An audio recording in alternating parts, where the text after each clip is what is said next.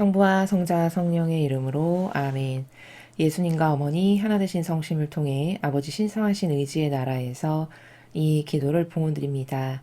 사랑하는 하느님 아버지, 저희는 요즘 아버지께서 이루어 가시는 새로운 천년 왕국을 맞이하여 위대한 두 개의 예언서의 학습을 시작하게 되었습니다. 저희 사명 가운데 예수님과 어머니 말씀하시옵소서. 자녀들에게 아버지께서 주시고자 하시는 사랑을 하나도 남김없이 빠짐없이 저희 사명을 통하여 모두 다 쏟아 부어주심으로 올바르게 반영하고 그 사랑에 화답하는 자녀들이 아버지의 사랑을 받을 수 있도록 축복하여 주시옵소서. 또한 대한민국과 미국을 끊임없이 매 현순간 아버지 뜻에 봉헌드립니다. 아버지, 위태로운 이 두 개의 선의 세력의 국가를 많은 악과의 치열한 전투 가운데 이만큼이나 보존이 되게 해주시고 또 수많은 영적 전쟁에서 승리하게 하여 주시는 아버지의 위대하시고 놀라우신 섭리와 배려와 사랑에 감사드립니다. 충직한 각 나라에 있는 선의 세력에 아버지께 속한 자녀들이 더 충직한 용맹한 전사가 되고 용사들이 될 수 있도록 축복해 주시옵소서.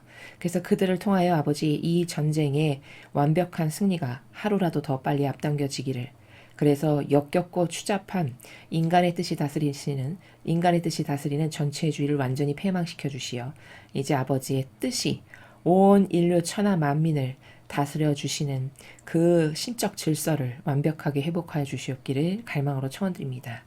이 모든 기도 우리 주 예수 그리스도 이름으로 기도드리나이다. 아멘. 성부와 성자와 성령의 이름으로 아멘. 안녕하십니까. 하느님의 뜻 성교의 피아수녀입니다. 오늘은 이제 다니엘 예언서 지난 시간에 이어서 3장 여러분들과 함께 학습해 보도록 하겠습니다. 다니엘 예언서 3장. 유다인 세 청년이 불가마에서 살아나오다.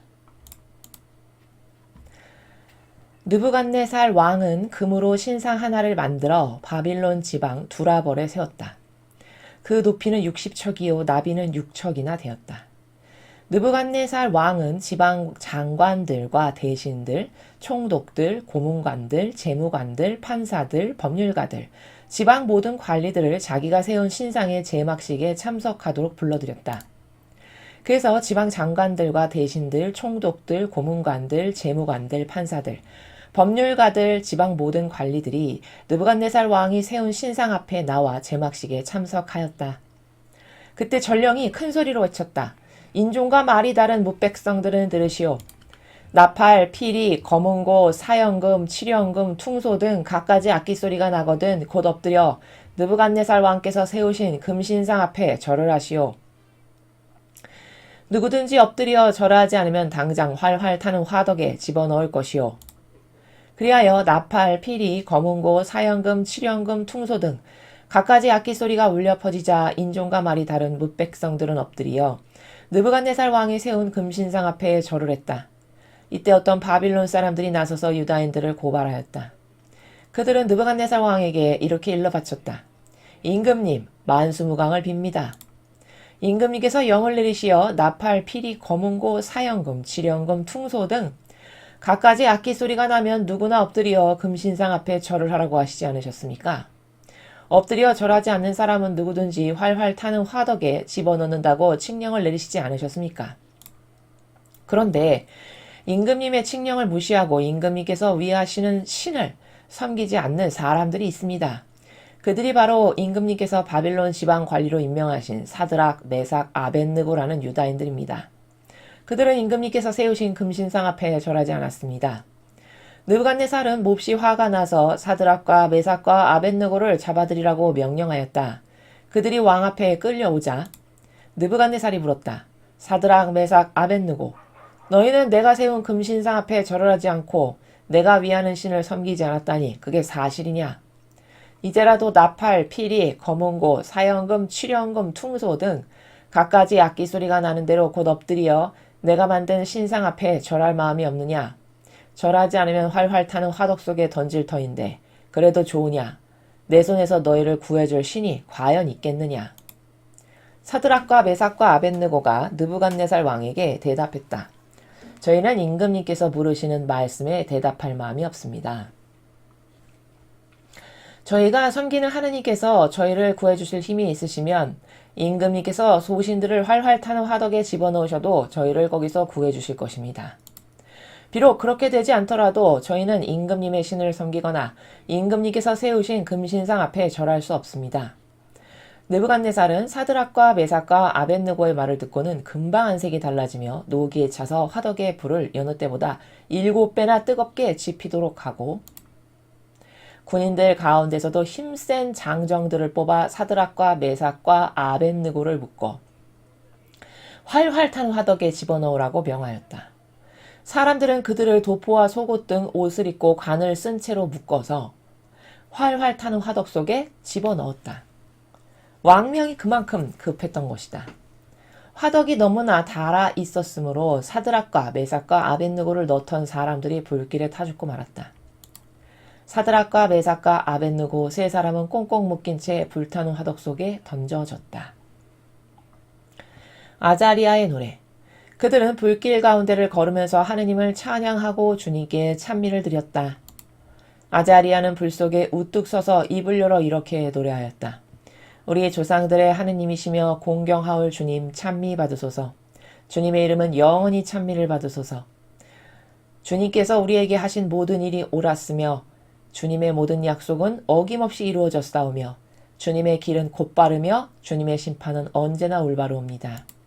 주님께서 우리들에게 내리신 그리고 우리 조상들의 거룩한 도시 예루살렘에 내리신 모든 징벌에 있어서 주님의 판결은 옳았습니다. 주님께서 우리에게 이런 징벌을 내리신 것은 우리의 죄 때문이고 우리는 주님의 징벌을 받아 마땅하옵니다. 우리는 죄를 지었으며 주님을 떠남으로써 죄악을 저질렀습니다. 과연 우리는 큰 죄를 지었습니다. 우리는 주님의 율법이 명하는 것을 귀담아 듣지 않았으며 그것을 지키지도 않았습니다. 우리에게 잘되라고 명령하신 것을 우리는 지키지 않았습니다. 그러므로 주님께서 우리에게 내리신 모든 징벌과 주님께서 우리에게 하신 모든 일은 정의로우신 처사였습니다. 주님은 우리를 원수들의 손에 넘기셨으며 율법을 모르는 자들과 최악의 배교자들 손에 넘기셨고 온 세상에서 가장 나쁜 불의한 왕의 손에 넘기셨습니다. 그래서 오늘날 우리는 입이 있어도 말을 못하고 주님을 섬기고 경배한다는 우리들이 차지할 몫은 치욕과 불명예 뿐입니다. 그러나 주님의 이름에 의지하오니 언제까지나 우리를 저버리지 마시고 주님의 계약을 외면하지 마소서. 주님의 친구 아브라함과 주님의 종 이스하악과 주님의 거룩한 백성 이스라엘을 보시고 주님의 자비를 우리에게 거두지 마소서. 주님은 하늘의 별과 같이 무수하고 바닷가의 모래알과 같이 수많은 자손을 약속하셨습니다. 주님, 이제 우리는 모든 민족 중에서 가장 작은 민족이 되었고 오늘 우리는 세상 어디서나 천대받는 백성이 되었습니다. 이것은 우리의 죄 때문입니다. 지금 우리에게는 지도자도 예언자도 왕도 없으며 번제물도 희생제물도 봉헌제물도 유향도 없고 첫 열매를 바칠 장소조차 없습니다. 그러니 어디서 주님의 자비를 구할 수 있겠습니까? 그러나 우리의 뉘우치는 마음과 겸손하게 된 정신을 받아주소서. 이것을 염소와 황소의 번제물로 여기시며 수많은 살찐 양으로 여기시고 받아주소서. 이것이 오늘 주님께 바치는 제물이오니 우리로 하여금 주님을 완전히 따르게 하소서. 주님께 희망을 건 사람들은 절대로 실망하지 않습니다. 이제 우리는 온전한 마음으로 주님을 따르렵니다.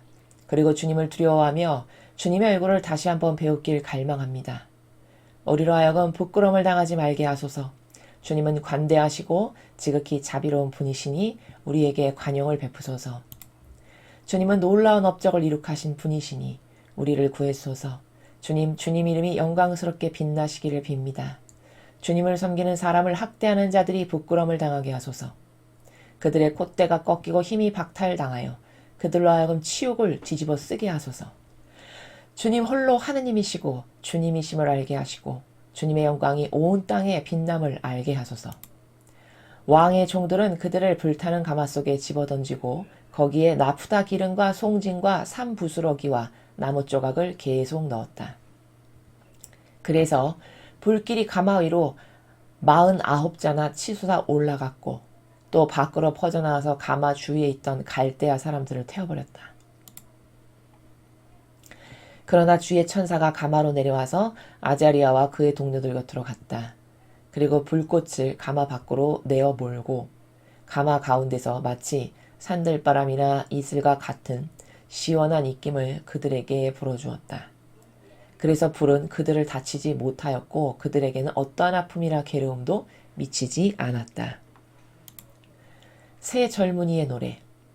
그때 새 젊은이는 가마 속에서 입을 모아 하느님께 영광을 드리며 하느님을 찬미하고 찬송하는 노래를 이렇게 불렀다. 우리 조상들의 주 하느님 찬미 받으소서. 영원 무궁토록 주님을 높이 받들며 찬양합니다. 주님의 영광스럽고 거룩한 이름 찬미 받으소서. 영원 무궁토록 그 이름 높이 받들며 찬양합니다. 성스럽고 영광스러운 성전 안에 계신 주님 찬미 받으소서. 영원 무궁토록 모든 것 위에 주님을 높이 받들며 영광을 올립니다. 주님의 왕국을 통치하시는 주님 찬미 받으소서. 영원 무궁토록 모든 것 위에 주님을 높이 받들며 찬양합니다. 거룩 위에 앉으시어 깊은 곳을 살피시는 주님 찬미 받으소서. 영원 무궁토록 모든 것 위에 주님을 높이 받들며 영광을 올립니다. 높은 하늘에 계신 주님 찬미 받으소서. 주님께서 만드신 만물이여 주님을 찬미하여라. 주님께 지극한 영광과 영원한 찬양을 드려라. 주님의 천사들이여 모두 주님을 찬미하여라. 주님께 지극한 영광과 영원한 찬양을 드려라. 천체들이여 주님을 찬미하여라. 주님께 지극한 영광과 영원한 찬양을 드려라. 하늘 위의 물들이여 주님을 찬미하여라. 주님께 지극한 영광과 영원한 찬양을 드려라. 주님의 권세들이여 모두 주님을 찬미하여라. 주님께 지극한 영광과 영원한 찬양을 드려라. 해와 달이여 주님을 찬미하여라. 주님께 지극한 영광과 영원한 찬양을 드려라. 하늘의 별들이여 주님을 찬미하여라. 주님께 지극한 영광과 영원한 찬양을 드려라. 비와 이슬이여 모두 주님을 찬미하여라. 주님께 지극히 영광과 영원한 찬양을 드려라. 바람들이여 모두 주님을 찬미하여라. 주님께 지극한 영광과 영원한 찬양을 드려라. 불과 열이여 주님을 찬미하여라. 주님께 지극한 영광과 영원한 찬양을 드려라. 겨울의 추위와 여름의 더위여 주님을 찬미하여라. 주님께 지극한 영광과 영원한 찬양을 드려라. 이슬과 우박이여 주님을 찬미하여라. 주님께 지극한 영광과 영원한 찬양을 드려라. 서리와 추위여 주님을 찬미하여라. 주님께 지극한 영광과 영원한 찬양을 드려라. 얼음과 눈이여 주님을 찬미하여라. 주님께 지극한 영광과 영원한 찬양을 드려라. 밤과 낮들이여 주님을 찬미하여라. 주님께 지극한 영광과 영원한 찬양을 드려라. 빛과 어둠이여 주님을 찬미하여라. 주님께 지극한 영광과 영원한 찬양을 드려라.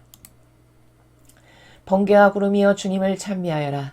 주님께 지극한 영광과 영원한 찬양을 드려라. 땅이여 주님을 찬미하여라. 주님께 지극한 영광과 영원한 찬양을 드려라. 산과 언덕들이여 주님을 찬미하여라. 주님께 지극한 영광과 영원한 찬양을 드려라. 땅에서 자란 모든 것들이여 주님을 찬미하여라. 주님께 지극한 영광과 영원한 찬양을 드려라. 샘물들이여 주님을 찬미하여라. 주님께 지극한 영광과 영원한 찬양을 드려라. 바다와 강들이여 주님을 찬미하여라. 주님께 지극한 영광과 영원한 찬양을 드려라. 고래와 바다에 사는 모든 것들이여 주님을 찬미하여라. 주님께 지극한 영광과 영원한 찬양을 드려라. 하늘의 새들이여 모두 주님을 찬미하여라. 주님께 지극한 영광과 영원한 찬양을 드려라. 야수들과 가축들이여 주님을 찬미하여라. 주님께 지극한 영광과 영원한 찬양을 드려라. 사람의 아들들이여 주님을 찬미하여라. 주님께 지극한 영광과 영원한 찬양을 드려라. 이스라엘아 주님을 찬미하여라. 주님께 지극한 영광과 영원한 찬양을 드려라. 사제들이여 주님을 찬미하여라. 주님께 지극한 영광과 영원한 찬양을 드려라. 주님의 종들이여 주님을 찬미하여라. 주님께 지극한 영광과 영원한 찬양을 드려라. 의인들의 마음과 영혼이여 주님을 찬미하여라. 주님께 지극한 영광과 영원한 찬양을 드려라. 성스러운 자들과 마음이 겸손한 사람들이여 주님을 찬미하여라. 주님께 지극한 영광과 영원한 찬양을 드려라. 아나니아와 아자리아와 미사엘이여 주님을 찬미하여라. 주님께 지극한 영광과 영원한 찬양을 드려라. 주님은 우리를 지옥에서 건져오셨고 죽음의 손에서 빼내주셨으며 불타는 가마 속에서 구해주셨고 불길 속에서 구해주셨다. 주님께 감사를 드려라. 주님은 선하시고 그분의 사랑은 영원하시다. 주님을 경배하는 모든 이들이여 모든 신들이에 계시는 하느님을 찬미하여라. 그분을 찬양하고 감사를 드려라. 그분의 사랑은 영원하시다. 그런데 느부갓네살 왕이 깜짝 놀랄 일이 생겼다. 그는 벌떡 일어나 측근자에게 물었다. 꽁꽁 묶어서 화덕에 집어넣은 것이 3명 아니었더냐? 그들이 대답했다. 임금님 그렇습니다. 그런데 4사람이 아무 탈 없이 화덕 속에서 거닐고 있으니 어찌된 일이냐? 저 넷째 사람의 모습은 신의 모습을 닮았구나 하면서 느부갓네살은 활활 타는 화덕 어귀에 가서 이렇게 외쳤다. 사드락과 메삭과 아벳느고야, 지극히 높으신 하느님을 섬기는 자들아 어서 나오너라. 사드락과 메삭과 아벳느고가 화덕에서 나온 다음 지방 장관들과 대신들, 총독들, 왕의 측근들이 모여와 그들을 살펴보니 몸이 불에 대기는커녕 머리카락 하나 그슬리지 않았고 도포도 눕지 않았으며 불길이 닿은 냄새조차 나지 않았다.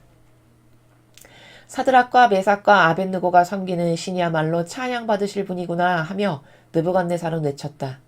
저들의 하느님께서 어명을 어기면서까지 목숨 걸고 주님만을 믿고 저희의 신 아닌 다른 신 앞에서는 절하지도 섬기지도 않는 이 신하들을 천사를 보내시어 구해내셨구나.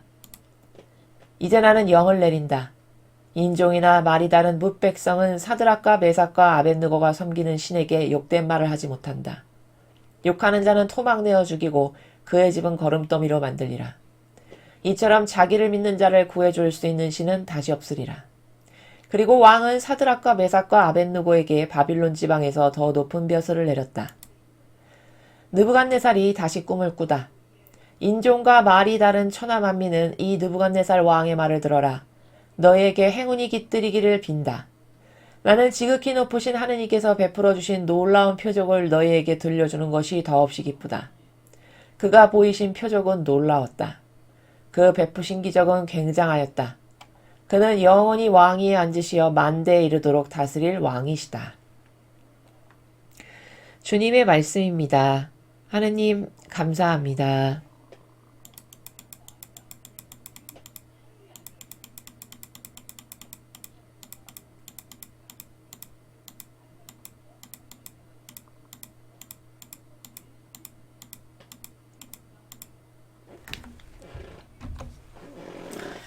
예, 다니엘서 3장의 내용은 좀 굉장히 길죠. 지금 그 내용을 읽는 데만 거의 한 15분이 넘게 읽었는데요. 긴 내용에 비해서 어떤 영적인 어떤 심오한 내용을 담고 있냐? 그렇지는 않은데 이제 이야기가 조금 길었습니다. 다니엘서의 이 전반부는 우리가 이제 1장, 2장을 학습을 했는데요. 전반부는 거의 어떤 내용이 주를 이루고 있냐면은 영의 세계의 관계성. 제가 앞에 1장, 2장을 설명할 때 여러분에게 말씀을 드렸습니다만 영의 관계, 인간과 하느님과의 영의 관계가 어떠한가에 대해서 지금 오늘도 이제 그러한 내용을 쭉 여러분이 학습을 하고 계시는데요. 이제 중반부 이후가 되면은 그때부터 조금 더 중요한 이 세상의 악과 하느님의 그 선의 세력과의 충돌, 그 싸움에서 악이 어떻게 패배할 거고 후대를 살아가는 우리는 그것을 이제 다 확인이, 이게 지나간 이야기잖아요. 우리 입장에서는. 이제 확인이 되는 이제 이런 과정은 한 중반부 이후부터 여러분이 이제 세력 간의 싸움에 대해서, 영적 전쟁에 대해서 배우게 되십니다. 지금 이제 오늘 3장의 첫 번째 내용은 제목이 유다인 새 청년이 불가마에서 살아나오다, 이런 제목인데요. 2장에 우리가 지난 마지막 시간에 2장 마지막에 배울 때 느부갓네살 왕이 꿈을 꿨죠. 근데 이제 자기가 제국의 왕이니까 그 제국에 얼마나 많은 점성가, 뭐 술객, 마술사가 얼마나 많았겠습니까, 그렇죠? 그 자기가 통치하는 제국의 그 모든 점성과 술객, 마술사 어느 누구도 느부갓네살 왕이 꾼 꿈에 꿈풀이를 하지 못했습니다, 그렇죠? 근데 그도 그럴 것이 왜 꿈풀이를 할 수 없었냐면 보통의 그냥 일반 상식 수준이면은 야 내가 이런 꿈을 꿨는데 이게 무슨 내용인지 너가 좀 설명해 줄래? 이러고 내용을 쭉 얘기할 텐데 하느님이 느부갓네살 왕을 통해서 그 왕을 도구로 쓰시다 보니까 갑자기 지혜로워졌어요. 그 왕이. 그게 이제 그 사람이 똑똑해서가 아니라 그 영혼 안에서 선과 악이 공존하는데 선에 반향을 할 때는 하느님의 도구로 그렇게 이방인 왕도 쓰시더라는 거죠. 그래서 그 왕을 통해서 아버지께서 아버지가 정말 극진히 사랑하시는 다니엘과 세 친구들을 통해 하나님의 영광을 드러내려다 보니 그 왕에게 지혜를 주셔서 내용부터 그 의미까지 통째로 다 풀이할 수 있는 그런 사람을 찾았죠. 그러니 당연히 그건 신밖에 할 수 없는 것이니까 당연히 그 제국 안에는 아무도 할 수 있는 사람이 없었습니다. 왜? 그건 하느님만이 하실 수 있는 일이니까. 그렇죠? 이제 그래서 다니엘이 그 이야기를 듣고 그날 밤에 당장 기도를 하죠. 주님, 이렇게 해서 이제 다 죽게 생겼는데 꿈풀이를 못하면 주님은 만인의 왕이시고 그것은 아버지만 하실 수 있는 일이시니 저에게 지혜를 주셔서 아버지 그 꿈의 내용을 풀이해 주십시오. 이렇게 간절히 기도를 하죠. 아니나 다를까 평상시에 다니엘과 하느님의 관계성은 굉장히 하느님에 대한 어떤 믿음과 신의에 대한 그 두터운 관계가 형성이 돼 있었죠. 다니엘은. 그러니까 하느님께서 그 영혼을 충분히 도구로 쓰실 수가 있었죠. 그 관계성 때문에. 그래서 그날 밤 그 꿈의 내용을 모든 것을 다 알려주시죠. 그래서 이제 다니엘이 가서 그 남의 나라 왕, 자기 나라를 지배하는 그 왕에게 가서 담대하게 임금님의 꿈은 이런 내용인데 그 내용은 뭐냐면 이런 제국이 앞으로 올 건데 임금인 다음에는 이런 제국 이렇게 해서 세상의 끝에까지를 알려주는 이런 내용입니다. 쫙 풀이를 합니다. 듣고 보니 왕이 이건 대단한 거거든요. 자기가 생각해봐도 야 너네 신은 진짜 대단한 신, 너가 믿는 그 하느님만이 진짜 유일한 신이구나 이러고 뭐 다니엘에게 가서 뭐 절을 하고 그에게 제사와 분향을 올리라고 하고 너네 신만 진짜다 막 이렇게 하고 하느님을 막 경배하고 찬양을 했습니다. 그랬는데 3장을 딱 오니까 1절부터 지금 내용이 뭐냐, 금으로 된 신상 하나를 만들어서 바빌론 자기가 다스리는 제국에다가 세웠어요. 엄청 큰 신상인 거죠. 높이만도 60척이고 나비가 6척이나 되는 그런 거대한 상을, 금으로 만든 상을 세워라 명령을 내린 겁니다. 그럼 이 1절을 딱 보면 우리가 뭘 알 수 있냐면 그렇게 불과 얼마 전에 다니엘의 하느님만이 진짜 신이고 위대하신 너희 하느님이 정말 신은 너희 하느님밖에 없다 이렇게 찬미하고 찬양을 드리고 뭐 넙죽 절을 하고 난리를 폈는데 금세 다 까먹었죠. 그쵸? 다 잊어버리고 자기가 또 신상 하나 만들어서 여기다 경배하고 자기만의 이제 그 우상을 또 하나 만들어 세우는 거죠. 이런 일이 지금 3장의 첫 번째 줄에 지금 벌어지고 있는 거거든요. 우리는 이런 것을 보면은 어떤 원리를 발견해야 되는 거냐면 인간이라는 존재가 얼마나 보잘것없는 존재인가를 여기서 발견해야 됩니다. 우리가 성경을 보면은 그게 이스라엘과 하느님 사이의 관계성에 이스라엘이 하느님께 어떠한 화답을 했을 때 하느님이 어떻게 축복하셨고 어떻게 화답하니까 벌이 내렸더라고 하는 그 관계성의 내용을 우리가 성경을 보는 거잖아요. 그러면 우리가 성경을 처음부터 쭉 보다 보면은 어떤 생각을 하게 되냐면 이스라엘 사람들은 정말 아둔하고 멍청하다. 아니 어떻게 이렇게 일관적으로 하느님께 배반을 할 수 있지? 그것도 한두 번이지. 정말 머리가 나쁘거나 정말 질이 떨어진다. 이런 어떤 생각을 하게 됩니다. 근데 그런 반향을 할 수밖에 없는 것이 과거 사람이니까 IQ가 떨어지고 지력이 떨어져서냐? 결단코 그런 게 아니라는 겁니다. 우리가 그 성경을 통해서 보아야 될 중요한 관점은 뭐냐? 그 이스라엘 사람이 곧 나라는 거죠. 나도 하느님과의 올바른 관계성의 정립이 굳건하지 않죠? 내가 하느님과의 내면에 아주 진실하고 충직하며 신이 성실하고 그 하느님과를 절대적으로 믿고 하나 되려고 하는 어떤 올바른 굳건한 깊은 뿌리가 내려져 있는 이 관계성이 희미하죠. 그러면 그 이스라엘 백성을 우리가 정말 이상하다라고 생각하는 그 사람하고 나하고 반향이 별반 다를 것이 없어진다는 게 이게 진실이라는 겁니다. 이해가 되십니까? 마찬가지입니다. 느부갓네살 왕, 우리가 봤을 땐 진짜 어리석고 멍청하다. 아니 불과 얼마 전에 하느님 그렇게 인정했으면서 또 우상을 세워? 이렇게 생각하기 쉽죠. 근데 이것은 이 사람이 이렇게 하고 싶어서 하는 것이 아니라요. 사람은 영혼이라는 게 존재하는데 그 영혼은 내 안에 악과 선이 동시에 존재를 하는데 내가 어떤 것에 더 반향을 잘 하느냐에 따라서 하느님과의 나와의 그 관계성이나 화답도 이렇게 변덕스럽게 달라질 수 있구나 라는 것을 크나큰 교훈으로 삼아야 된다는 겁니다. 나도 절대 예외가 될 수 없다.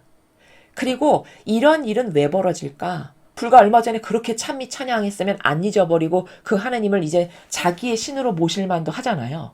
자기도 인정했잖아요. 신은 너네 하나님밖에 없다. 본인 입으로 인정한 거죠. 근데 금세 달라지잖아요. 이렇게.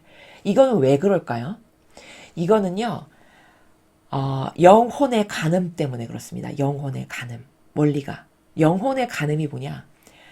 하와가 죄를 졌죠. 맨 첫 번째 그 죄인이 된 하와의 영혼의 간음 때문에 그런 건데 하와가 하느님의 엄청난 사랑으로 지극정성으로 맨 마지막 날에 창조가 돼가지고 인간을 그렇게 만드셔가지고 그 아름다운 동산에서 살게끔 해주시고 아버지의 그 배려가 이거 다 네 거다. 네가 여기서 공유하면서 마음껏 즐기고 행복하게 살아라.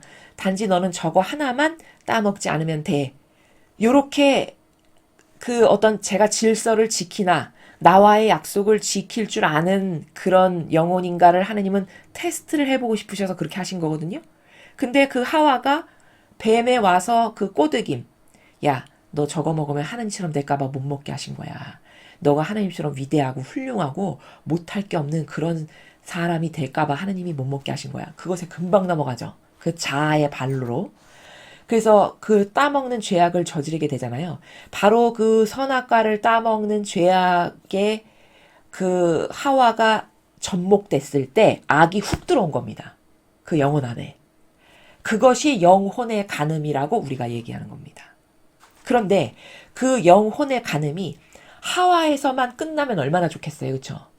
근데 이것은 그런 것이 아니라 우리가 왜 부모 자식 간의 관계나 할아버지 할머니와의 이렇게 쭉 어떤 가문을 이렇게 보면 그 부모나 할머니 할아버지의 유전자를 자식이 그대로 가지고 있는 걸 여러분이 확인하시죠.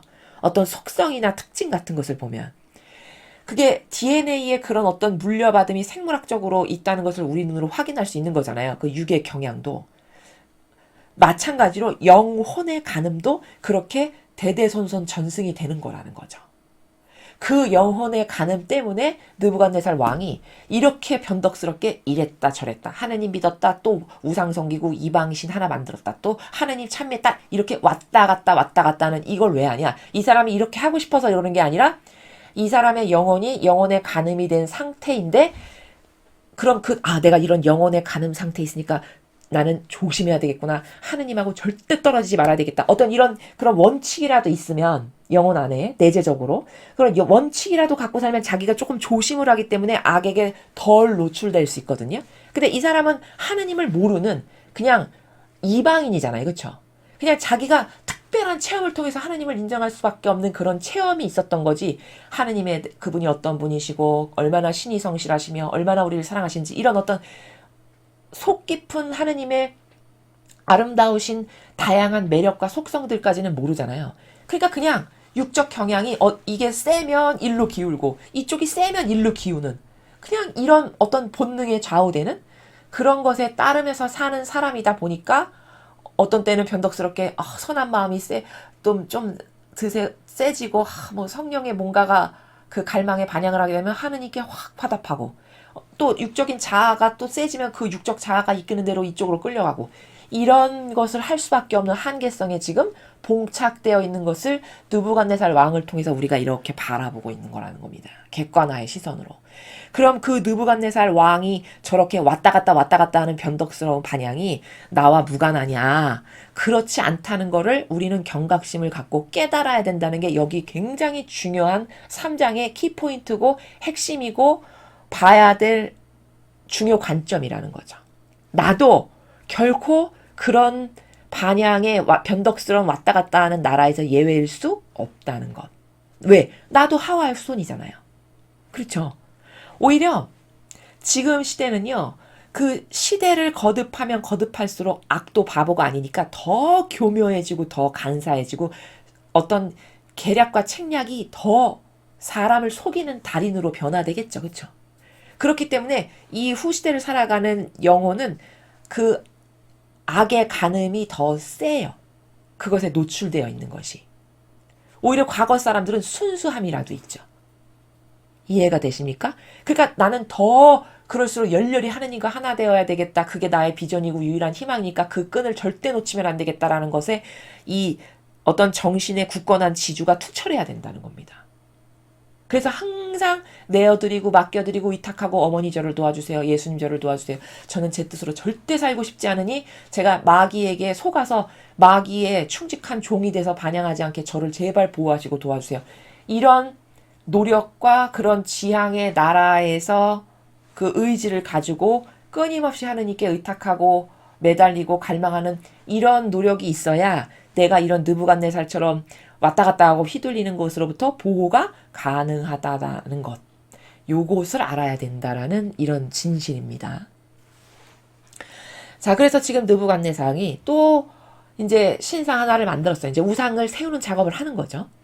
그래서 느부갓네살 왕은 지방 장관, 대신, 총독, 고문관, 재무관, 판사, 법률가, 지방 모든 관리. 좀 내놓으라 하는 사람들은 다 부르는 거죠, 이제. 왜? 왕의 위신을 세워야 되니까. 좀 힘께나 쓰고, 좀 콧방귀 좀 끼는 그런 사람들은 다 부른 겁니다.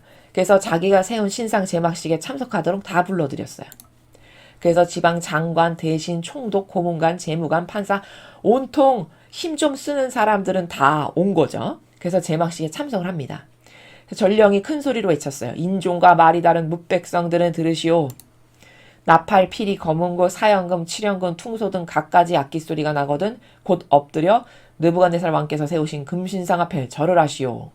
누구든지 엎드려 절하지 않으면 당장 활활 타는 화덕에 집어넣을 것이오. 여기 전령이 금신상 앞에 절해라 이렇게 공포를 지금 하는 거잖아요. 왕의 말을. 이게 지금 무슨 일을 하고 있는 거냐. 이 사람은 전혀 모르겠지만 지금 사탄에게 양식되어주는 일을 하는 겁니다. 그렇죠? 느부갓네살 왕도 그렇고 그 왕의 지령을 받아서 지금 금신상 앞에 절해라 이렇게 말하는 이 사람도 다 사탄의 도구 역할을 하는 거죠. 즉 다시 말해 우리가 창세기에 하느님께서 이제 아담과 하와가 죄진 걸 아시고 누가 따먹었냐 이렇게 하나하나 물으시잖아요. 제가 안 했습니다. 저 여자가 주워서 먹었습니다. 서로 핑계댑니다. 마지막에 뱀한테 네가 이런 짓을 했으니까 너는 일평생 배로 기어다니면서 먼지를 먹으리라. 이렇게 말씀하세요. 거기서 중요한 원리가 있는데요. 예수님은 이렇게 말씀하세요. 내 양식은 아버지의 뜻이다라고 하시거든요. 아버지 뜻을 행하는 게 내 양식이다. 이렇게 말씀하세요. 그게 무슨 뜻이냐면 우리가 이 육신의 생명을 보존하고 살아가려면 반드시 밥을 먹어야 되죠. 에너지를 흡수해야 그 에너지를 가지고 내가 생명 활동을 유지할 수 있잖아요. 그걸 양식이라고 하는 거죠. 마치 육신의 어떤 에너지를 보존해서 생명을 유지하려면 밥을 먹어야 하듯이 그게 육신을 살리는 양식이듯이 예수님이 살아가실 수 있게끔 하시는 양식이 아버지의 뜻이라고 말씀하신 거예요. 그 아버지의 뜻을 행하는 것이 예수님의 양식이라고 말씀을 하신 거거든요. 이렇게 하느님께 충직한 종이나 일꾼들이나 심지어 예수님까지도 보면은 그 아버지의 뜻이 양식이다라고 하세요. 그러하듯이 선의 세력의 자녀들이 그 아버지 뜻을 양식으로 삼듯이 그게 생명의 양식이듯이 악도 악이 살아가기에 그 활동이 유지될 수 있는 양식이 있겠죠. 그 양식이 뭐냐면 바로 창세기에서 아버지께서 너는 일평생 배로 기어다니면서 먼지를 먹어라. 그 먼지가 뭐냐.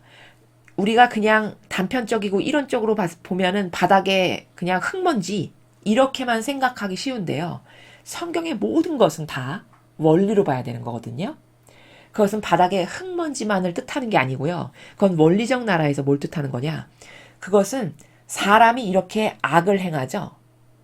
뱀에게 속아서 악을 행하죠. 그 사람이 뱀에게 속아서 뱀에게 동조하고 협력하는 악을 행하는 그것이 바로 그 먼지예요. 그것을 또는 분깃이라고도 해요. 다른 성경에서는. 그 분깃. 사탄은 그렇게 인간이 어리석어서 마귀에게 동조하고 협력하는 그 분깃, 그 분깃을 먹는 거거든요. 그게 그들의 양식이에요. 그리고 왜 그런 먼지라고 표현하셨냐면 인간이 흙으로 지음을 받았죠. 창세기에 나오죠.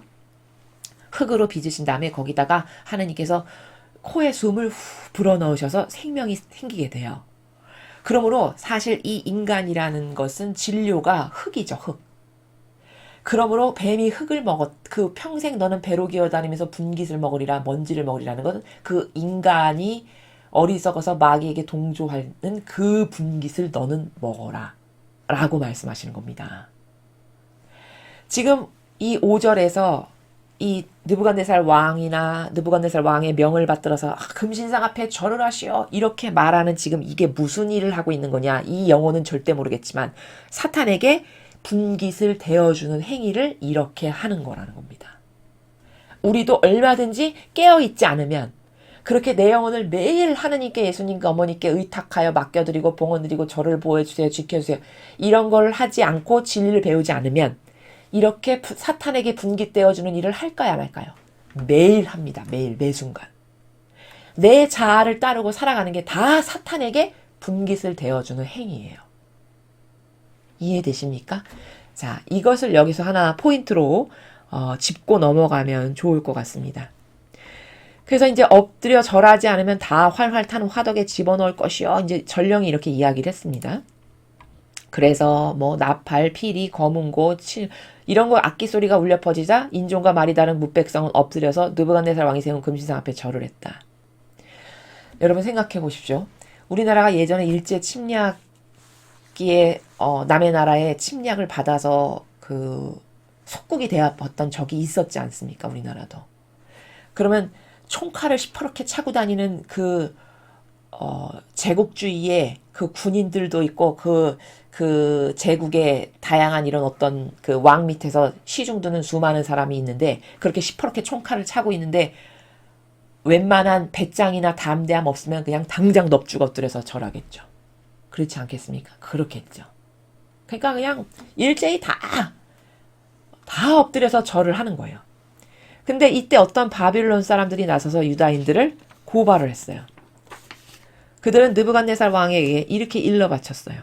임금님 만수무강을 빕니다. 임금님께서 영을 내리시어 나팔, 피리, 검은고, 사연금, 칠연금, 퉁소 등 갖가지 악기 소리가 나면 누구나 엎드려 금신상 앞에 절을 하라고 하시지 않으셨습니까? 엎드려 절하지 않은 사람은 누구든지 활활 타는 화덕에 집어넣는다고 칙령을 내리시지 않으셨습니까?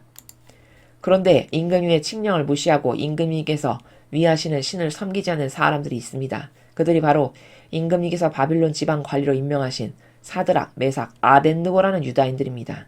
그들은 임금님께서 세우신 금신상 앞에 절하지 않았습니다.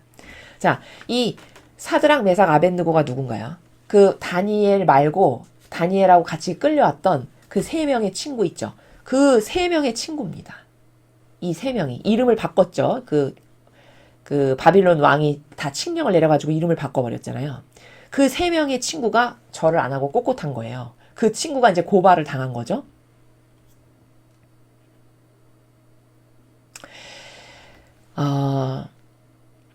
우리가 이런 사건을 보면요. 여기서 발견해야 되는 게 뭐냐면 사람은 이런 어떤 그 사건이 딱 발생하죠. 그러면은 이런 쪽이기 때문에 어떤 관점밖에 없냐면 아우 저 왕 참 못됐네. 혹은 아유 저 친구들 불쌍하다. 이게 다예요. 이 사건을 보는. 근데 세상의 모든 일은 제가 앞서 다니엘 1장과 2장을 설명할 때 말씀드렸습니다만 하느님의 뜻 없이 일어나거나 벌어지는 일은 없습니다. 설사 그게 악이 날뛰는 거라 해도 그게 다 허락하셨기 때문에 그런 거예요. 이유가 있어서. 인간은 그 모든 이유를 다 낱낱이 사실은 알 수도 없어요. 아버지 다스림의 섭리 가운데 있는 거라는 것만을 알 뿐이죠. 지금 이런 일도 왜 일어날까요? 왜 허락하셨을까요? 지금 이들이 이렇게 지금 위기에 처했잖아요. 이들이 꼿꼿하고 하나님께 얼마나 잘하는 청년들인데 하나님은 왜 이들을 더 축복하시고 보호해 주시지 않고 왜 저런 일이 닥치게 하시지? 잘못하면 이렇게 생각할 수 있거든요, 사람은. 그게 잘못된 관점이라는 거예요. 이런 일이 지금 왜 있을까요? 하느님께서 이걸 왜 허락하셨을까요? 요때 요런 키포인트에 과연 다니엘의 친구들이 어떻게 화답하는가를 보시기 위해서 가만히 내버려 두시는 거예요.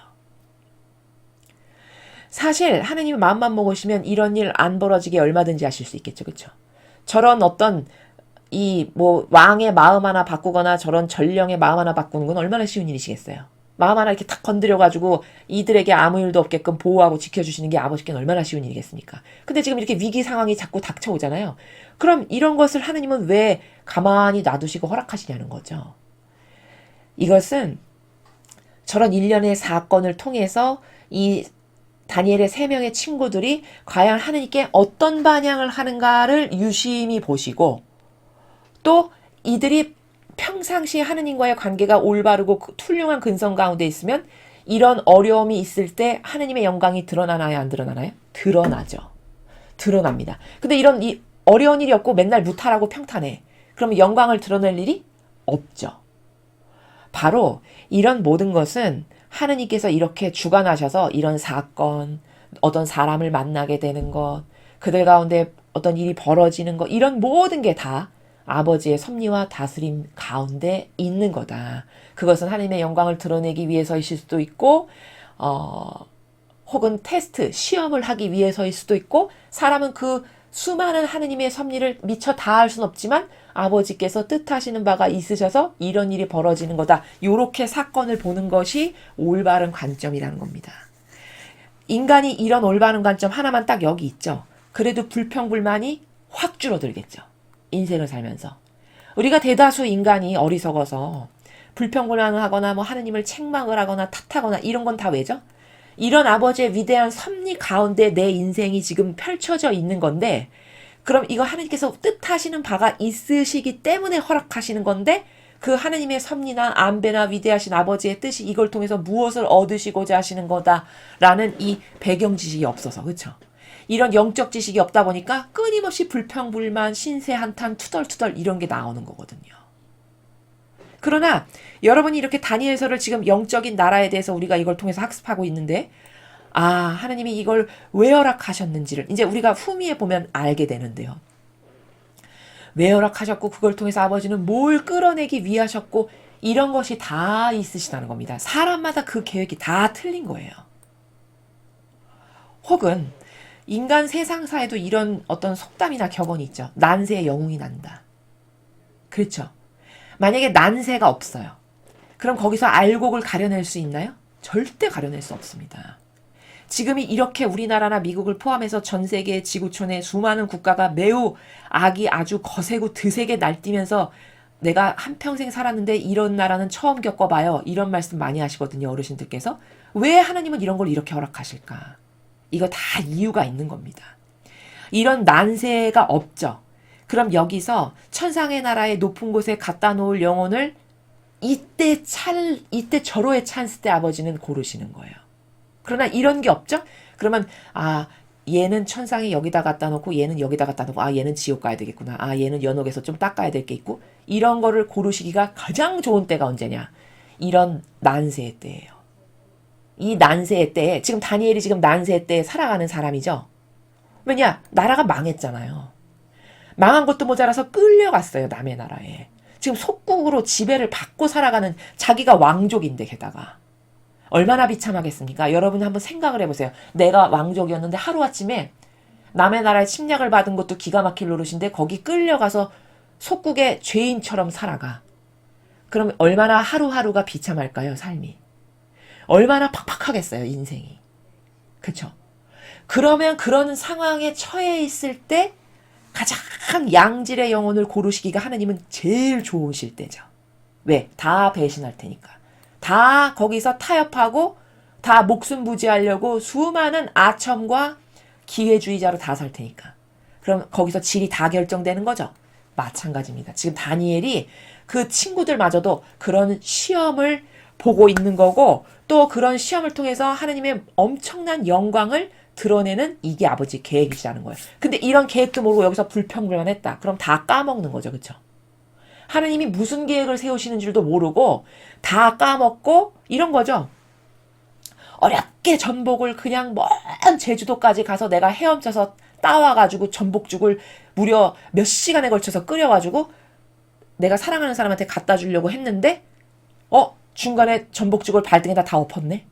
그럼 발등 겨 전복죽 다 엎어서 못 먹어. 이런 꼴의 인생을 사나요, 안 사나요? 거의 다가 이런 인생을 살아요. 인간이. 발등도 디고 죽도 못 먹어서 다 쏟아버리고 이런 인생을 삽니다.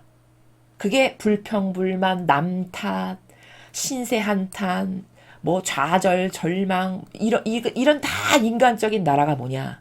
지금 제가 비유를 들어서 그렇게 어렵게 전복죽 썼는데 그거를 발등에다 쏟아서 발도 디고 죽도 버리고 하나도 못 먹는 이런 인생을 산다니까요. 이게 인간적인 나라에서 살아가는 사람이 자기가 지금 그런 인생을 살아가고 있다는 걸 자기만 모르는 것 뿐입니다.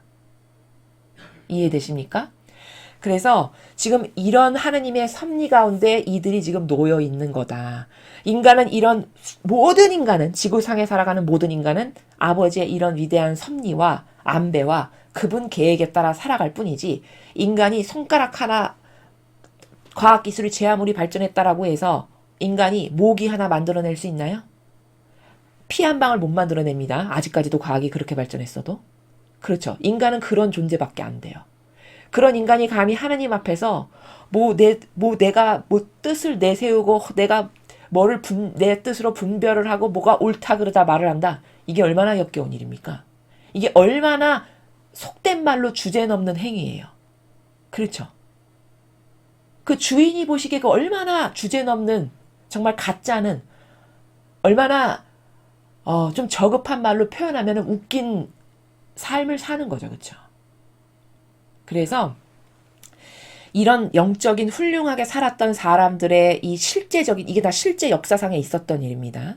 이런 일을 통해서 하나님이 얼마나 영혼을 사랑하시고 수많은 안배가 아버지가 왜 어떻게 이런 사건을 통해서 뭘 이끌어내시려고 하셨고, 이런 것을 우리는 간접적으로 제3자적 관점으로 봄으로써 나의 인생에 적용을 시켜가지고 나도 저렇게 반향을 해야 되겠다. 나도 저런 근성을 좀 갖고 살아야 되겠다.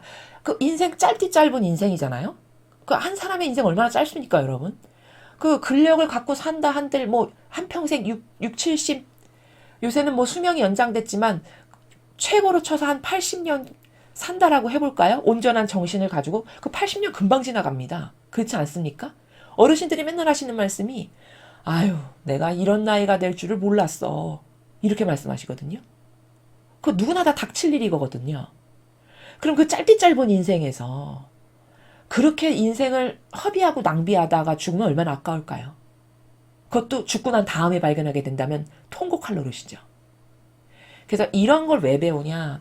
이런 훌륭한 반향을 했던, 정말 하느님께 축복을 받았던 어떤 영혼들의 사건과 그들의 반향과 갈망과 올바른 반향을 통해서 나도 저런 근성을 갖고 싶다. 아버지 저런 근성 저도 좀 주세요. 저는 저 사람의 저런 거에 비해서 저는 이런 게 나쁜 게 있는데 이런 거 없애주세요. 이렇게 함으로써 사람이 영적으로 성장해서 하나님께 더 올바른 반향을 드림으로써 아버지께 가까이 갈 수 있다면 그게 얼마나 큰 기쁨이고 행복이고 사람에게 그것만이 유일한 희망이다. 한 영혼으로 태어난 인간에게. 이런 것을 우리가 좀 발견하자라는 그런 목적이라는 것이죠. 그래서 이제 고발을 했습니다. 그래서 화가 몹시 났어요. 느부갓네살은 몹시 화가 나서 사드락과 메삭과 아벳느고를 잡아들이라고 명령하였다.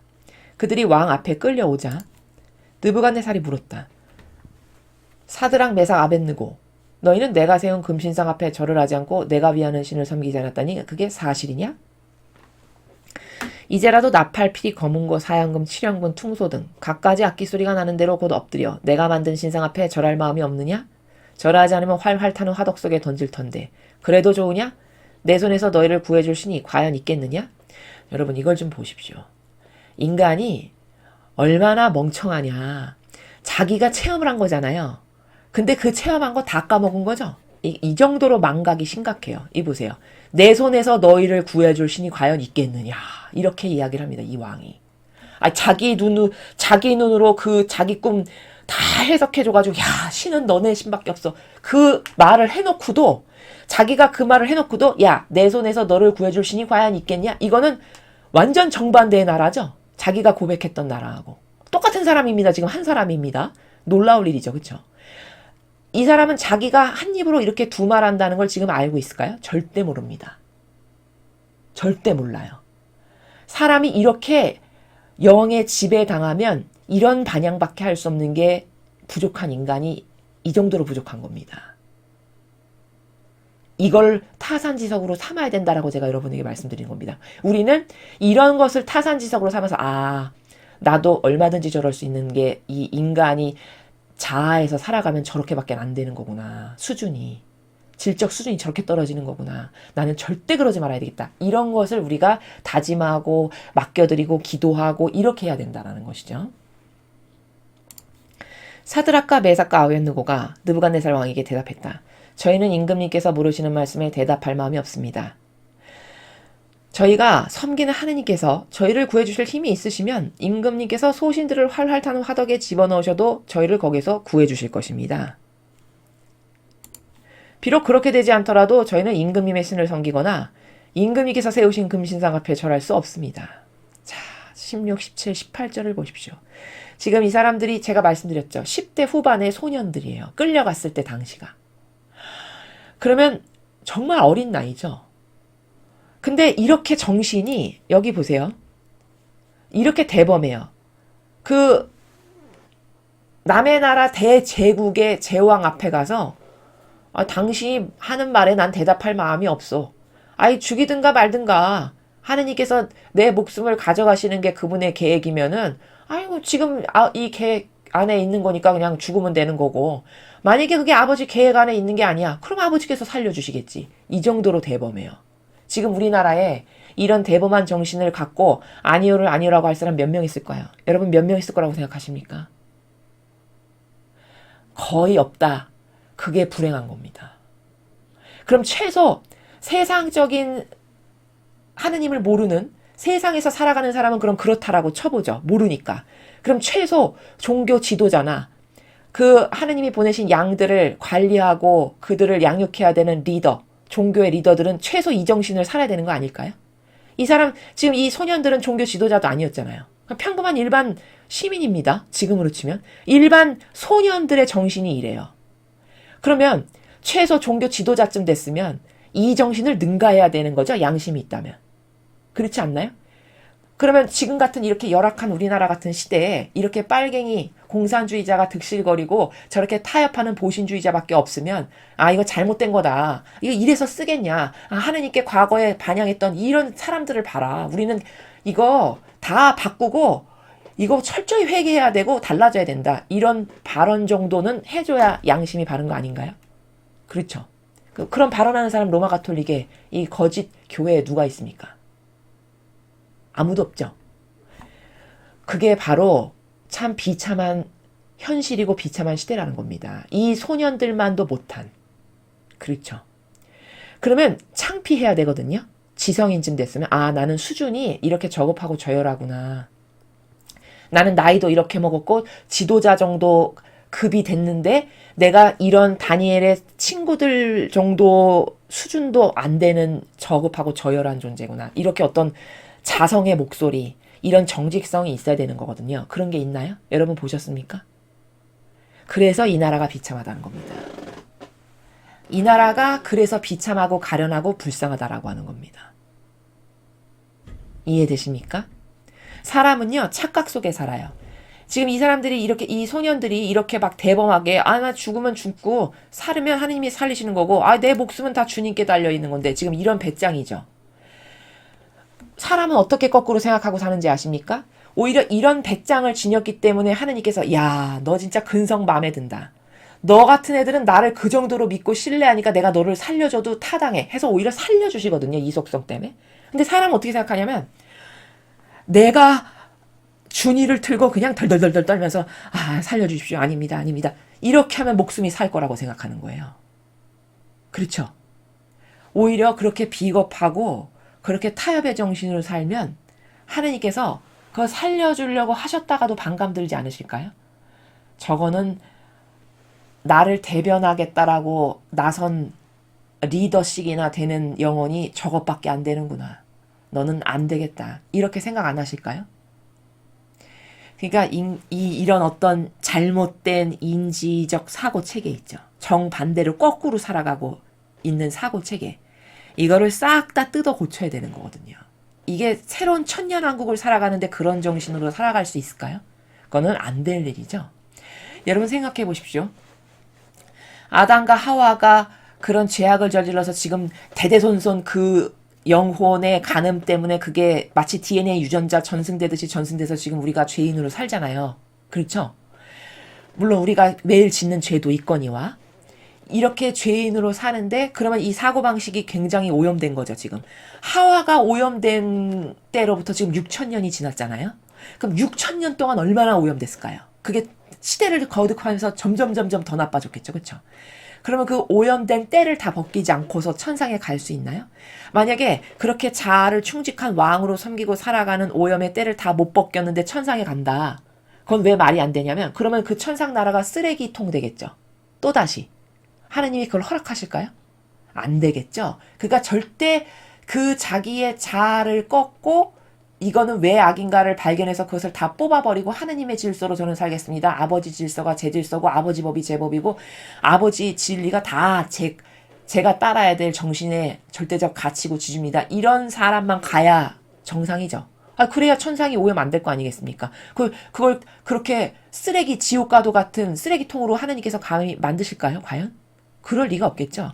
그러니까 그렇게 다 교정되지 않고는 절대 못 간다는 겁니다. 만약에 다 교정이 안 됐어. 그럼 가더라도 저 변방의 끝자락에 가겠죠.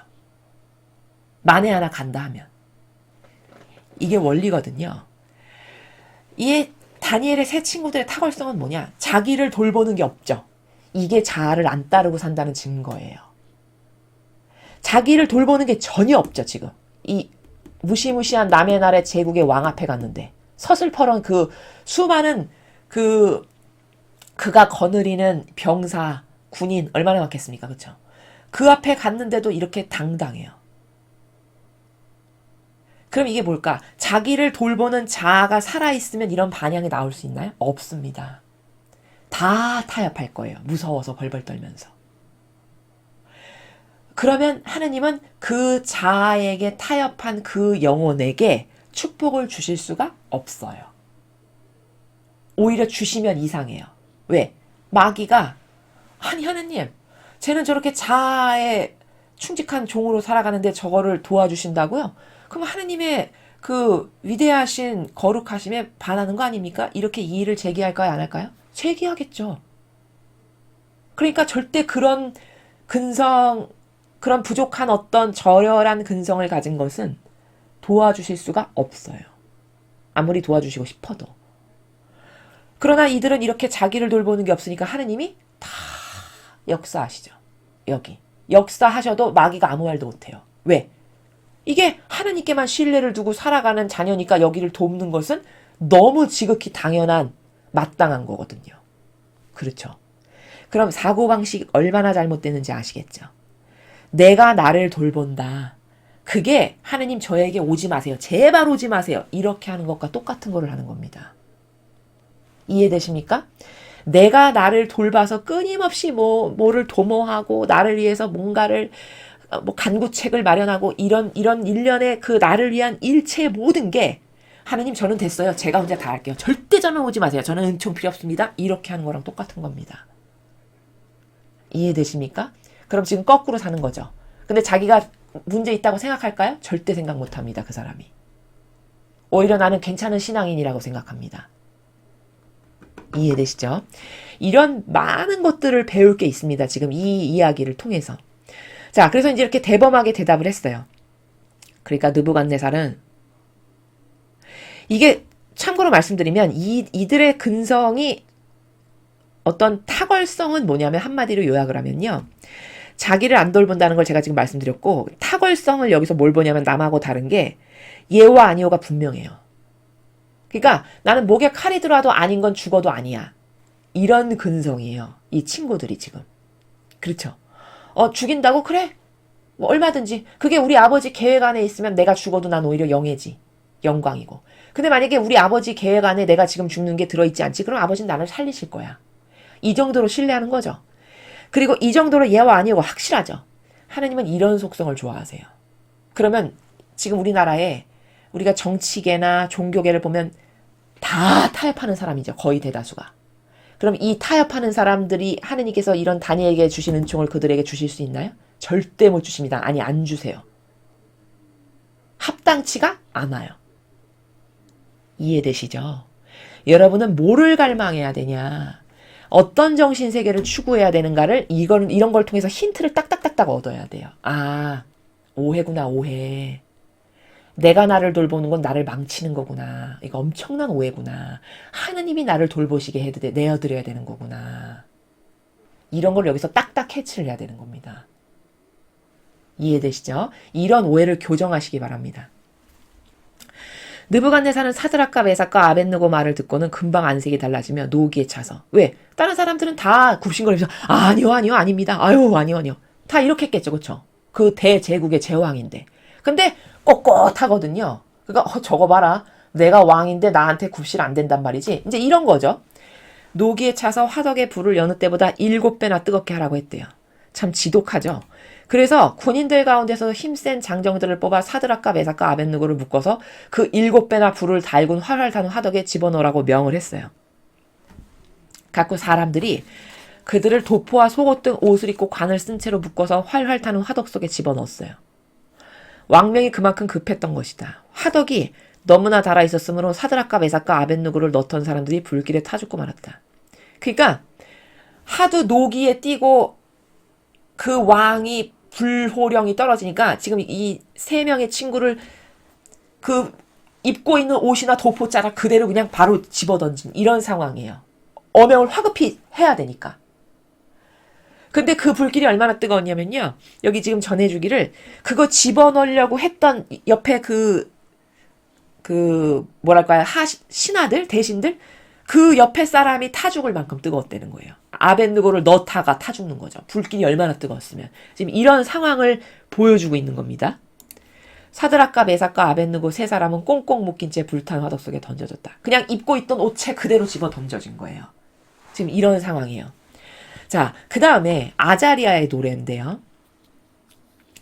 그 3명의 친구 중에 한 명인 아자리아라고 하는 사람이 화덕 속에 들어가서 주님을 찬미한 그 찬가를 지금 아자리아의 노래라고 해서 우리에게 들려주고 있는 겁니다.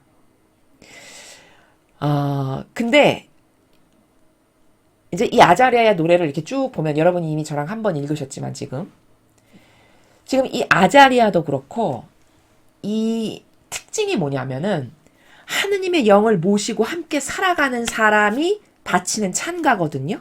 하느님께. 평상시에 하느님과 함께 살고 그분의 영을 모시고 살아가는 사람이 바치는 기도, 찬가의 내용을 지금 우리가 보는 건데 이 찬가를 쭉 보면 굉장히 긴데요. 이런 생각이 들어요. 인간적으로는. 와, 진짜 똑똑하다. 어떻게 저렇게 길게 중복되지도 않게 저렇게 다양한 단어를 쓰면서 저렇게 기도를 잘할 수 있지? 이게 이론적으로 첫 번째로 드는 생각이에요. 근데 그거는 접근 방법이 잘못된 겁니다. 지금 이 아자리아도 그렇고 우리가 성경에서 이런 케이스를 많이 보는데 그 성모님이 수태고지를 들으시고 화답하셨던 그 기도 여러분 아시죠? 마니피칸. 그 마니피칸도 그렇고요. 그 다음에 이제 성모님이 그 잉태되시고 나서 사촌 엘리사벳을 찾아가시잖아요. 근데 그 엘리사벳을 찾아가셨는데 엘리사벳이 성모님을 만나서 화답하는 엘리사벳이 화답하는 기도도 성경에 나오죠. 그쵸? 그 엘리사벳의 기도라든가 성모님이 수태고지를 들으셨을 때 반향하셨던 그 마니피칸이라든가 혹은 구약에 보면은 그 남의 나라의 여왕으로 갔던 그 여인 에스델 왕비 아시죠? 그 에스델 왕비가 그 삼촌인 모르드게가 와가지고 이제 우리 민족 다 죽게 생겼으니까 그 왕비 자리에 있는 게 거저 있는 게 아니다. 우리 민족을 살릴 수 있게 왕 앞에 나가서 간언해라. 이제 이런 부탁을 할 때 에스겔이 그러면은 나를 위해서 우리 모든 그 백성한테 가서 단식하고 베옷을 입고 기도해달라고 전해달라. 나도 여기서 하나님께 기도하겠다 하면서 에스겔이 바쳤던 그때 그 기도가 있어요.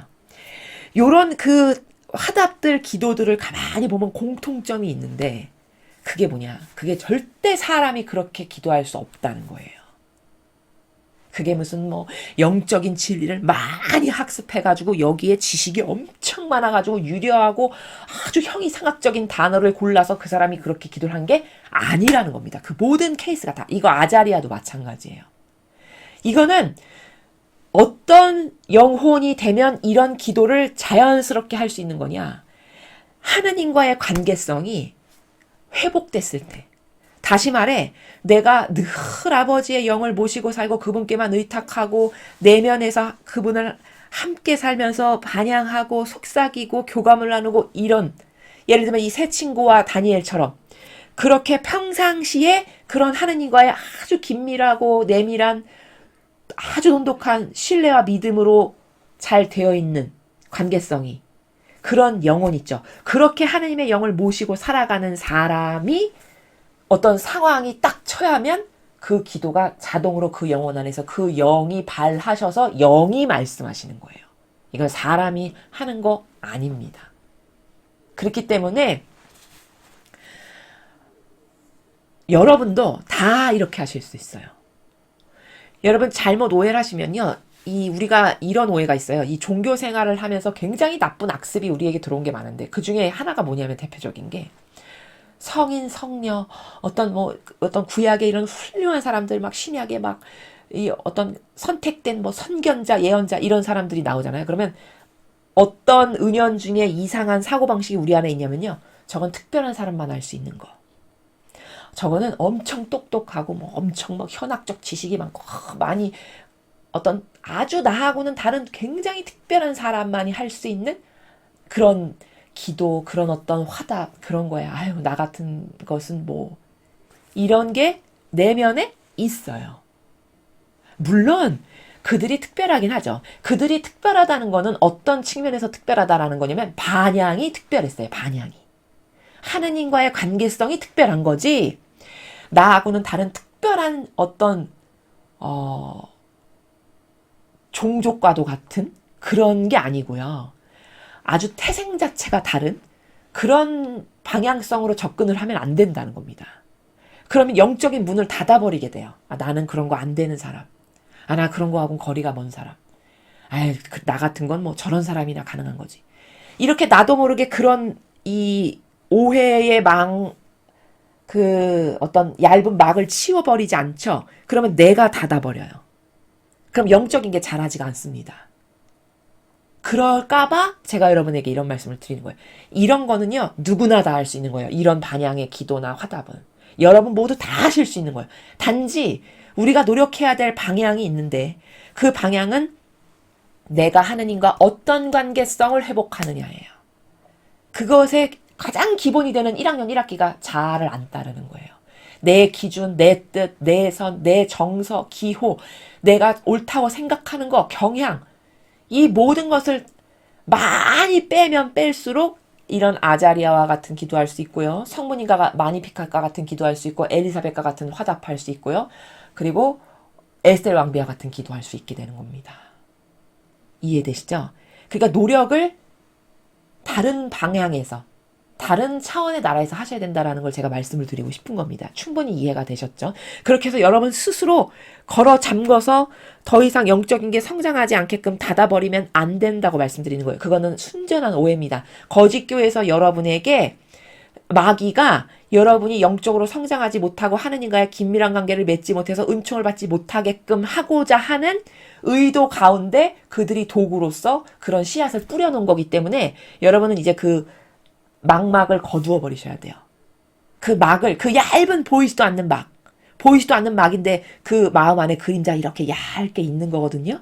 그런 그림자 하나 걷어치우지 않죠. 그러면 영적인 건 안 자라요. 그래서 이건 그냥 막연히 부러워할 게 아니라 나도 근성을 바꾸고 나도 올바른 속성을 주세요. 올바른 속성으로 달라지고 내가 이런 거 잘못된 거인데 아버지 이건 인간의 힘으로 안 되니까 없애주세요. 이렇게 갈망하고 이런 노력을 지속적이고 반복적으로 하면 그것이 없어지는 것만큼 나도 이런 하나님께 올바른 반향을 하는 아름다운 기도도 할 수 있고 나를 도구로 하나님께서 쓰셔서 아버지의 뜻이 원하시는 바를 내가 해드리는 매개체와 도구가 되는 거다라는 겁니다. 자, 이제 그 관점으로 아자레의 노래를 보죠. 그들은 불길 가운데를 걸으면서 하나님을 찬양하고 주님께 찬미를 드렸다. 참, 이들이 얼마나 대단하냐면 그 7배나 뜨겁게 달궈가지고 지금 문 열다가 타 죽는 상황이잖아요. 그런데 그 안에를 들어가서 이런 찬미를 드릴 만큼 정신이 강한 거예요. 그 예와 아니오가 그 정도로 꼿꼿한 겁니다. 그렇죠? 이런 걸 우리가 배워야 되겠죠. 아자리아는 불 속에 우뚝 서서 입을 열어 이렇게 노래하였다. 우리 조상들의 하느님이시며 공경하올 주님 찬미 받으소서. 주님의 이름은 영원히 찬미를 받으소서. 자, 기도를 하는데 첫 줄에 첫 번째 나오는 관점이 뭐냐? 하느님을 인정해드려요. 아버지가 마땅히 받으셔야 될 권리. 에스겔 왕비의 기도도 보면은 전반부에 뭐냐면 하느님의 권리를 먼저 인정해요. 이게 올바른 질서 가운데 살아가는 사람이거든요. 하느님, 저는 조상으로부터 하느님이 이렇다는 분으로 들었고 우리 조상들은 하느님을 이렇게 했고 이렇다는 것을 저는 전해 듣고 자랐습니다. 이렇게 하느님이 어떤 분이시고 왜 공경을 받고 사랑을 받으셔야 되는 분인지를 이렇게 쫙 이야기를 하죠. 여기도 마찬가지죠. 그렇죠? 하느님의 권리, 어떤 분이신지, 우리에게 어떤 사랑과 자애를 베푸셨던 분인지를 지금 이야기를 하면서 그러니까 아버지 찬미 받으세요. 이렇게 하는 겁니다. 지금. 굉장히 올바른 질서 가운데 있는 거죠.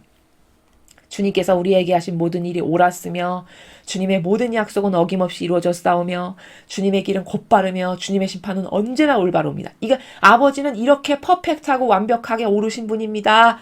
또 인정해드리면서 아버지의 권리를 이렇게 존중해드리는 이런 정신세계를 볼 수 있어요. 이 아자리의 기도를 보면은. 주님께서 우리들에게 내리신 그리고 우리 조상들의 거룩한 도시 예루살렘에 내리신 모든 징벌에 있어서 주님의 판결은 옳았습니다. 주님께서 우리에게 이런 징벌을 내신 것은 우리 죄 때문이고 우린 주님의 징벌을 받아 마땅합니다. 그 다음에 보니까 뭐냐? 정직성이 보여요. 정직성. 아버지, 저희는요 이렇게 남의 나라에 끌려와서 속국으로 살고 이렇게 이 나라의 노예로 살고 이거 다 마땅합니다. 이런 벌 받아도 쌉니다.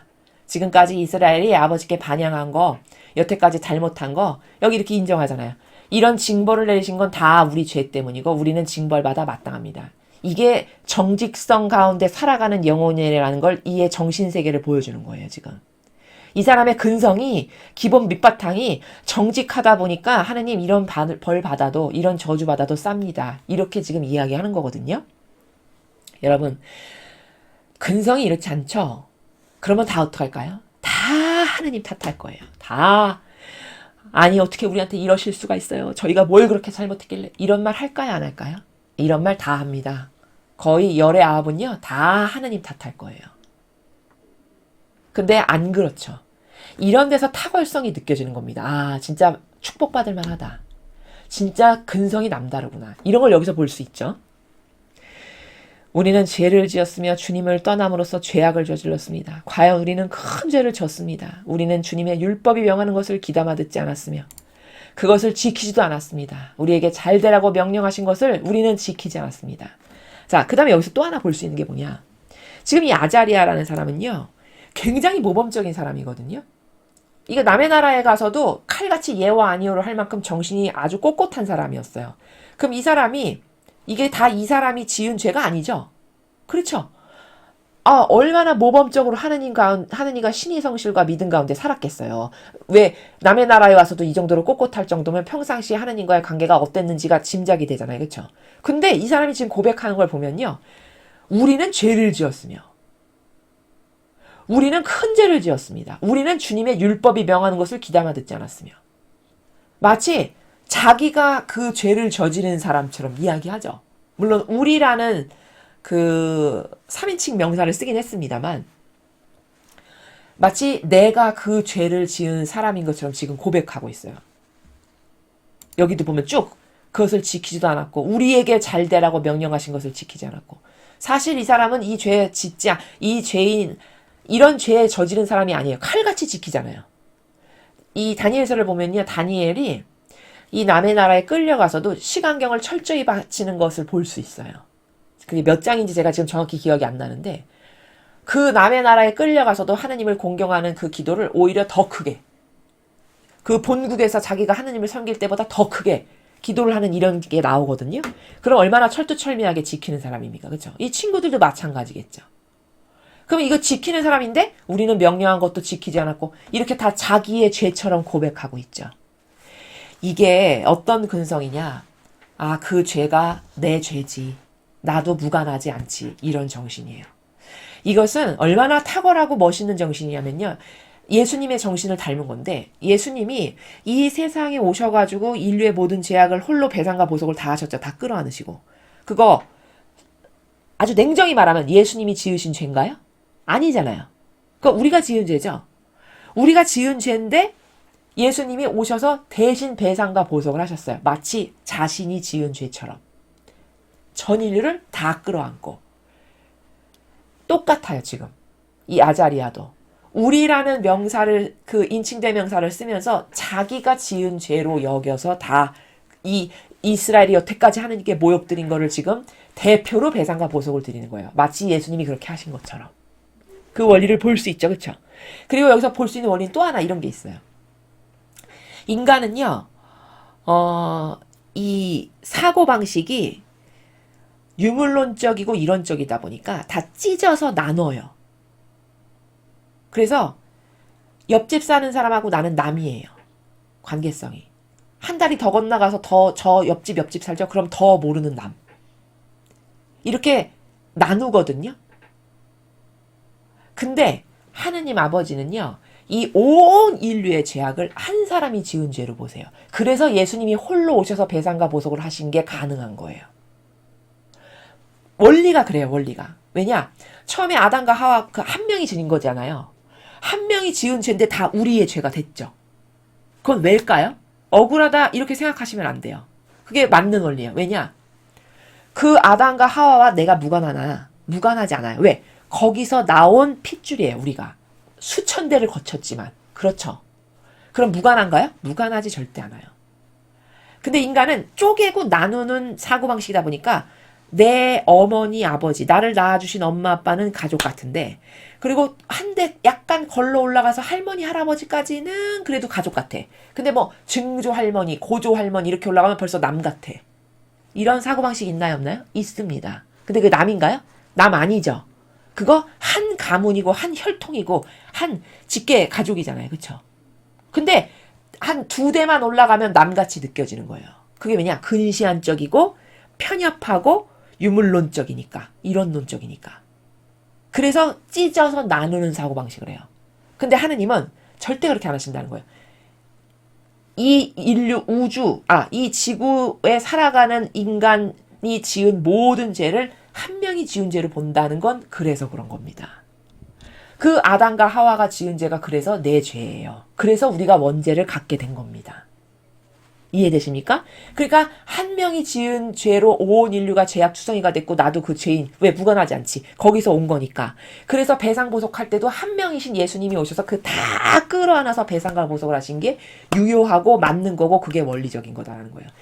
이 얘기를 왜 하냐? 지금 여기 아자리아도 자기가 지은 죄처럼 다 배상과 보속을 하죠. 이런 거 잘못했고요. 이거 우리의 죄고 우리의 잘못이고 자기가 홀로 이스라엘의 모든 죄악이 우리의 죄입니다. 라고 지금 회개하고 있어요. 이거 올바른 거라는 거예요. 이게 원리적 사고방식입니다.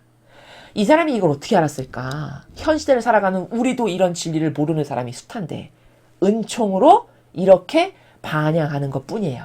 이 사람이 하느님과 관계성이 올바르고 반향을 똑바로 하다 보니까 아버지께서 이렇게 할 수 있도록 은총을 집어넣으셔서 이 영혼 안에서 지금 영이 이렇게 반향을 하고 기도를 하는 거다. 이게 원리적으로 보는 거라는 겁니다. 그래서 계속 그러므로 주님께서 우리에게 내리신 모든 징벌과 주님께서 우리에게 하신 모든 일은 정의로운 처사였습니다. 이렇게 다 지금 인정하고 잘못했습니다. 배상보속을 하는 겁니다. 주님은 우리를 원수들의 손에 넘기셨으며 율법을 모르는 자들과 최악의 배교자들 손에 넘기셨고 온 세상에서 가장 나쁜 불의한 왕의 손에 넘기셨습니다. 지금 가장 나쁜 불의한 왕이 느부갓네살한테 끌려와가지고 지금 저 구덩이에 던져진 거 아니겠습니까? 그렇죠?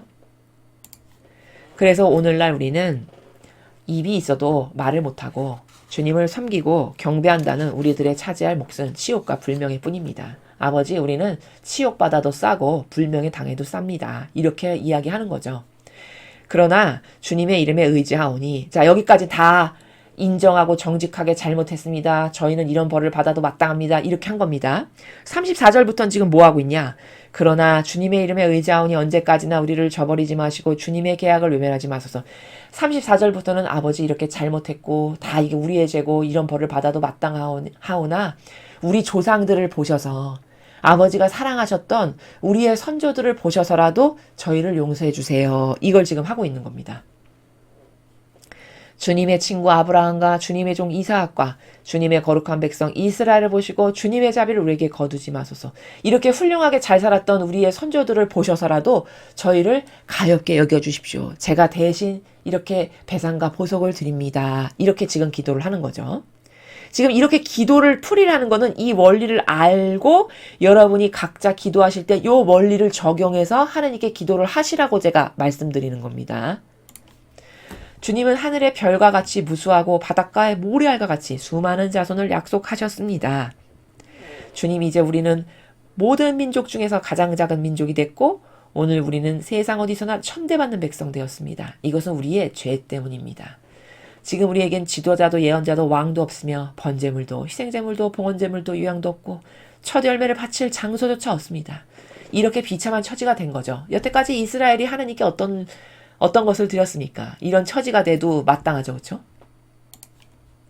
그러니 어디서 주님의 자비를 구할 수 있겠습니까?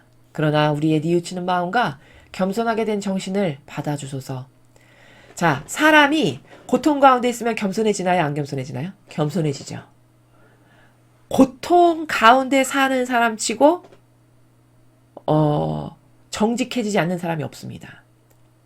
사람은 정신을 차리려면 그래서 바닥을 찍어봐야 돼요. 아, 교만이 안 꺾였고 자만이 안 꺾였다. 그러면 바닥을 찍어서 얼마나 자기가 하느님이 안 계시면 비참한 존재인지를 깨닫는 과정이 필요해요. 지금 이스라엘이 지금 그 과정을 겪고 있는 거죠. 하느님이 허락하셔서. 그래?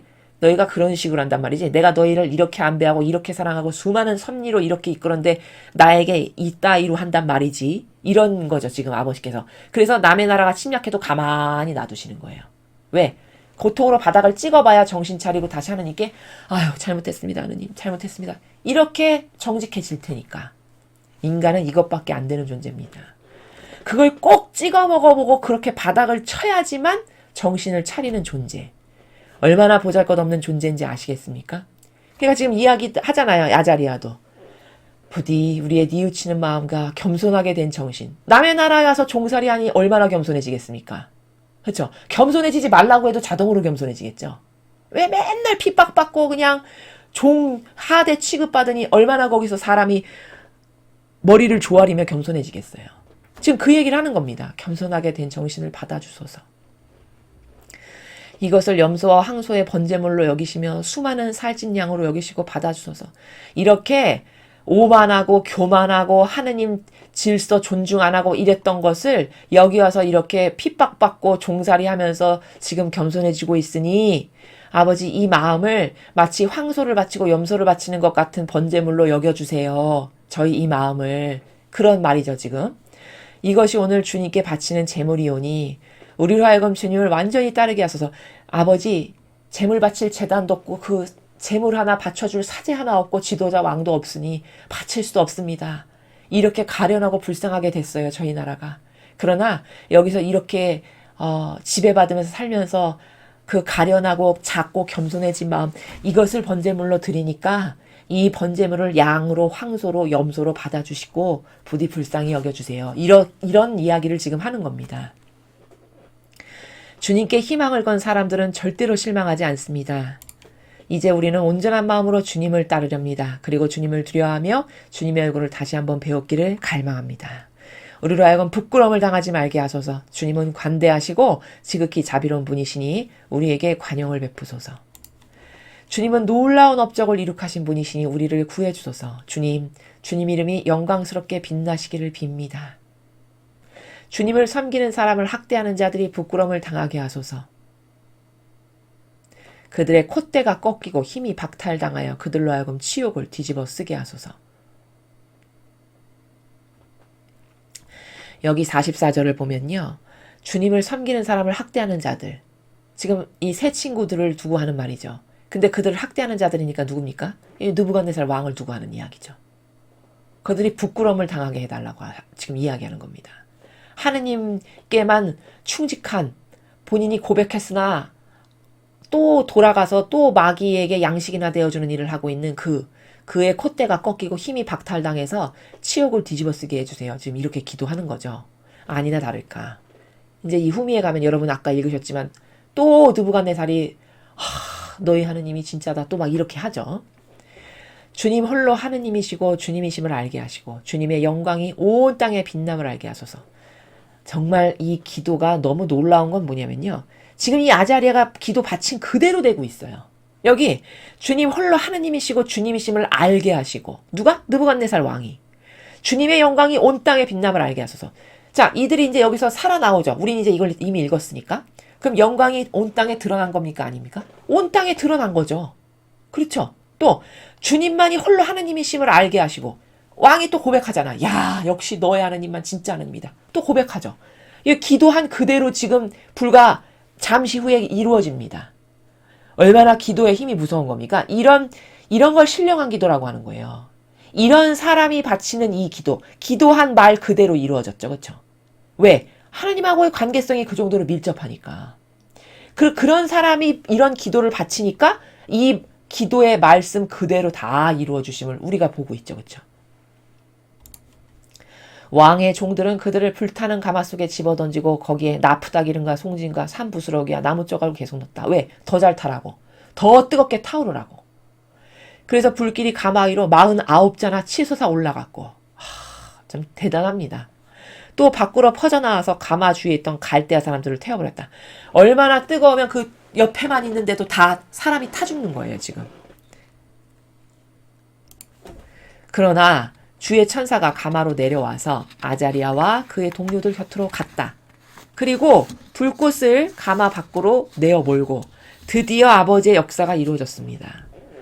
이 아자리아의 기도를 다 들으시더니 천사를 하나 파견하셨어요.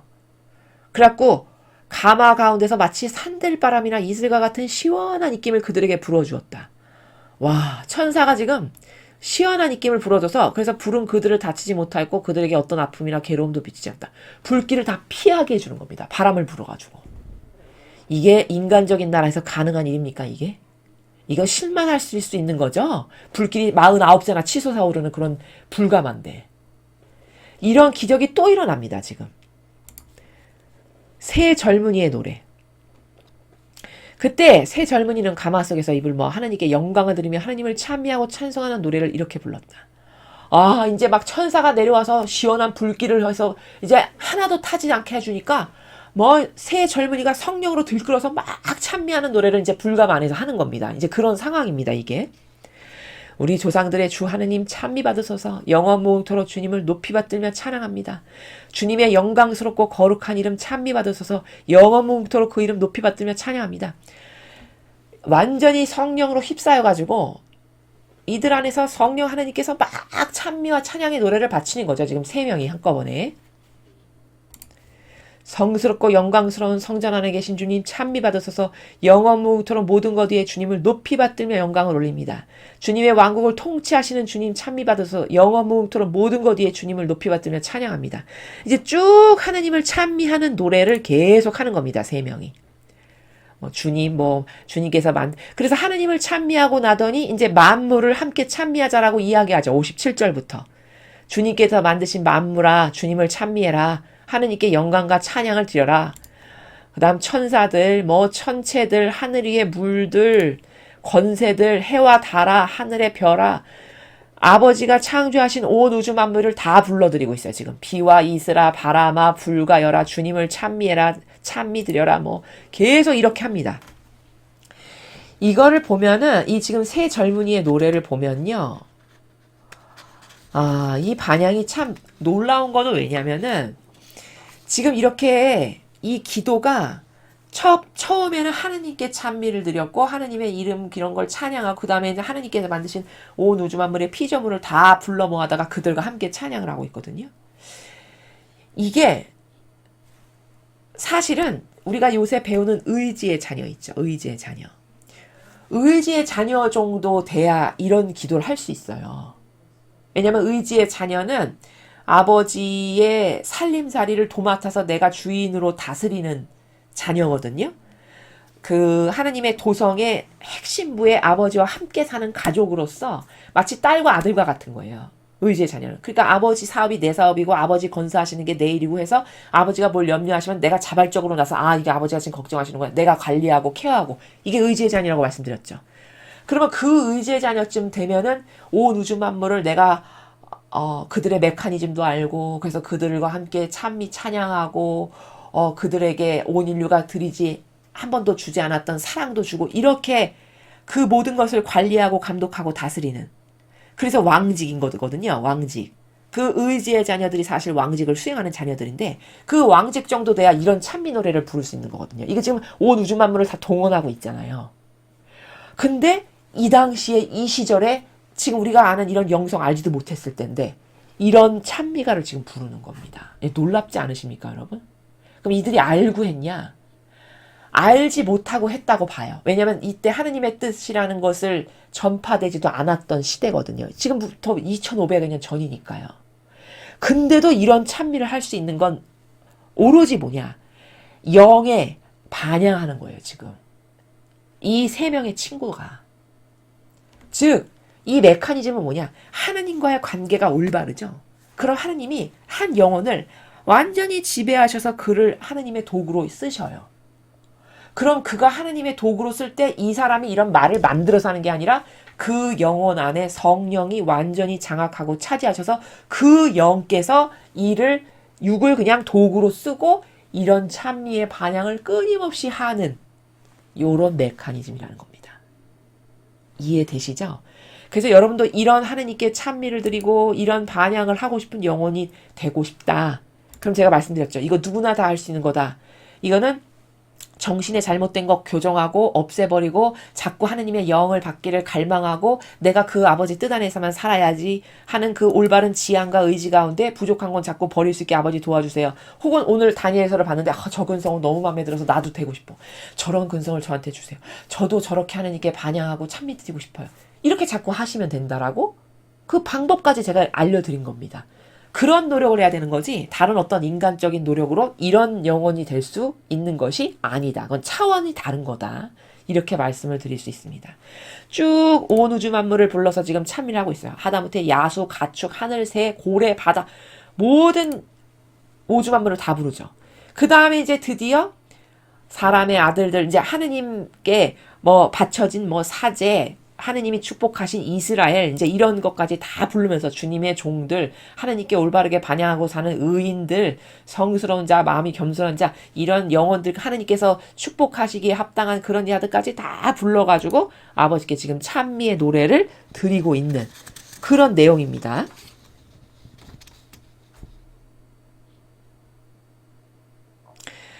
그 다음에 이제 자기들의 이름을 부르죠. 아나니아와 아자리아와 미사엘이요.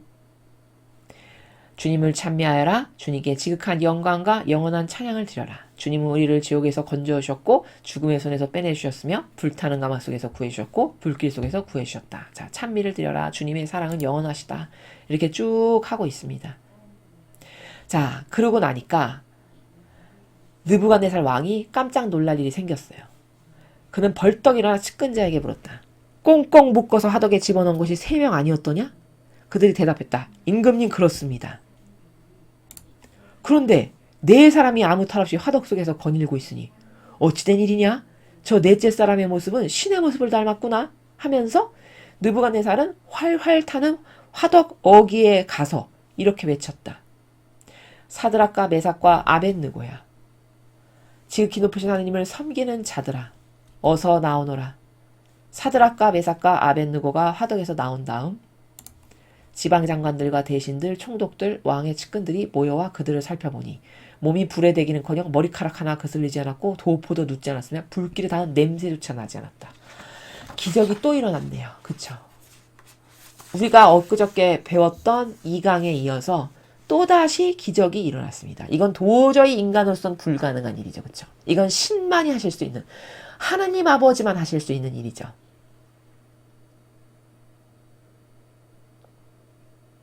사드락과 메삭과 아벳느고가 섬기는 신이야말로 찬양받으실 분이구나 하며 느부갓네살은 외쳤다. 저들의 하느님께서 어명을 어기면서까지 목숨 걸고 주님만을 믿고 저희의 신 아닌 다른 신 앞에선 절하지도 섬기지도 않는 이 신하들을 천사를 보내시어 구해내셨구나. 이제 나는 영을 내린다. 인종이나 말이 다른 뭇백성은 사드락과 메삭과 아벳느고가 섬기는 신에게 욕된 말을 하지 못한다. 욕하는 자는 토막내어 죽이고 그의 집은 거름더미로 만들리라. 이처럼 자기를 믿는 자를 구해줄 수 있는 신은 다시 없으리라. 자, 또 하느님을 인정합니다. 여기 지금 이제 이 눈으로 봤으니 안 할 수가 없잖아요. 그쵸? 그 꿈풀이에 의해서 지금 두 번째로 하느님 체험을 하는 겁니다. 지금 이 느부갓네살이 이렇게 지금 도저히 부인할 수 없는 일을 자기 눈앞에서 목도했죠. 그러면 이제 두 번 다시 안 그럴 것 같죠, 여러분? 이 느부갓네살이 안 그래야 맞죠. 근데 여기 뒤에 이제 또 우리가 앞으로 계속 배울 건데 또 달라져요. 또 달라지는 일이 또 나옵니다. 느부갓네살은 이렇게 체험을 확실하게 했는데도 불구하고 또 그 영혼의 간음 때문에 또다시 악에게 협력하는 반향을 또 해요. 비참하지 않습니까, 여러분? 여러분은 이런 걸 보면서 어떤 생각이 드시나요? 와, 인간이라는 존재는 하느님하고 하나 되어서 연관돼서 살지 않으면 다 이렇게 되는구나. 이게 제3자를 통해서 나를 객관화해야 돼요. 그럴 때 객관화가 제일 잘 됩니다. 사람은 자기 자신에게는 한없이 관대하기 때문에 자기 자신이 지금 하느님께 잘못하고 있어도 잘 모르거든요. 사실. 누가 그걸 낱낱이 영적으로 분석해서 알려주지 않는 한 자기가 지금 하느님께 얼마나 저급하고 저열한 반향을 드리는지를 잘 몰라요. 그런데 이렇게 어떤 사실적으로 역사적으로 있었던 실제를 통해 어떤 한 인간의 부족함을 보면 와, 인간이 저럴 수가 있구나. 저렇게 한 입으로 두 말을 하는 저런 변덕을 얼마든지 인간은 가지고 있고 나도 예외가 아니겠구나. 그럼 얼마나 이것을 두려워하며 내가 저렇게 되지 않으려면 나는 성모님께 얼마나 많이 의탁해야 될까? 아버지가 그래서 성모님께 너의 그 하나 되신 성심에 너를 봉헌해라 봉헌해라 그렇게 말씀을 많이 하시는 겁니다. 그게 심심해서 그렇게 하시는 게 아니에요. 절대. 그게 뭐 어머니께 봉헌하면 좋은 거지 이런 나라가 아닙니다. 여러분. 그래야만 이렇게 느부갓네살 왕처럼 마귀 밥이 되지 않으니까 그러니까 너를 어머니께 봉헌해라 네 영혼을 하나 되신 성심에 봉헌해라 이렇게 알려주시는 거예요. 이해되시죠? 그러면 그 말씀을 뉘앙스를 잘 알아듣고 적극 활용을 해야지 그렇게 기회를 주시고 방법까지 알려주셨는데도 활용을 하지 못하면 그러고서 나중에 천상에도 못 간다. 그러면 안타까운 일이죠. 그쵸? 이제 이런 것을 발견해야 된다라는 것입니다.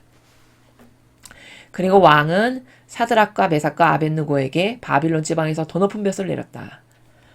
이제 하느님을 인정하고 하느님이 이런 분이시고 너네들이 진짜 근성이 훌륭하구나. 목숨을 걸면서까지도 너희 신에만 충성한 너희 너무 훌륭하다 해서 이제 더 높은 벼슬을 내리게 되는 이제 이런 이야기로 끝맺음을 하고 있죠. 느부갓네살이 다시 꿈을 꾸다. 인종과 말이 다른 천하만민은 이 느부갓네살 왕의 말을 들어라. 너희에게 행운이 깃들길 빈다. 나는 지극히 높으신 하느님께서 베풀어 주신 놀라운 표적을 너희에게 들려주는 것이 더없이 기쁘다. 그가 보이신 표적은 놀라웠다. 그 베푸신 기적은 굉장하였다. 그는 영원히 왕위 앉으시어 만대에 이르도록 다스릴 왕이시다.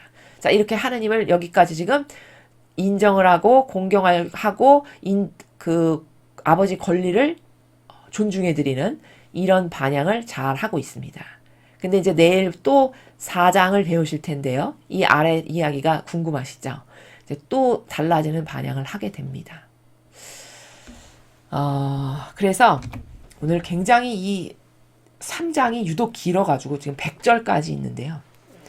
유독 길어가지고 그 이야기는 별로 그렇게 어려운 내용이 아니었는데 여기서 우리가 배워야 될 거는 영적인 하느님과의 그 긴밀하고 내밀한 관계성을 어떻게 맺어야 되나. 내가 이런 느부갓네살 같은 변덕스러운 마귀의 종이 되지 않으려면 나는 어떻게 정신을 차리고 어떤 반향을 해야 되고 그런 하나님께 어떤 신의와 어떤 신의 성실과 믿음으로 열렬히 갈망하고 하나 되어야 되는가, 내 것을 얼마나 많이 버려야 되는가, 이런 것들을 여러분이 잘 배우셨을 거라고 믿습니다. 그리고 이런 훌륭한 다니엘의 친구들과 같은 반향을 할 수 있는 근성과 속성을 저에게도 주십시오. 저도 이런 위기의 순간이 닥쳤을 때 절대 굴하지 않을 그런 정말 탁월하고 아름다운 속성을 갖고 싶으니 아버지 저를 도와주세요. 이렇게 하시면 여러분에게 그 은총을 갈망하는 것으로 은총은 받는다고 제가 말씀드렸죠. 모든 은총은요, 갈망으로 받는 겁니다.